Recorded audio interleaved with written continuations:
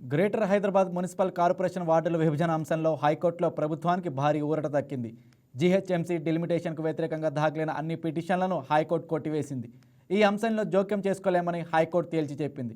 కాగా outer ring road లోపల ఉన్న 20 మున్సిపాలిటీలు 7 కార్పొరేషన్లను ప్రభుత్వం జీహెచ్ఎంసీలో విలీనం చేసిన విషయం తెలిసిందే. దీనికి అనుగుణంగా జీహెచ్ఎంసీలో డివిజన్ల సంఖ్యను 150 నుంచి 300కి పెంచింది. డివిజన్ల విభజన సరిగ్గా జరగలేదంటూ పలువురు హైకోర్టును ఆశ్రయించారు. ఈ పిటిషన్లపై విచారణ చేపట్టిన హైకోర్టు జీహెచ్ఎంసీ వార్డుల విభజన అంశంలో జోక్యం చేసుకోలేమంటూ పిటిషన్లను కొట్టివేసింది.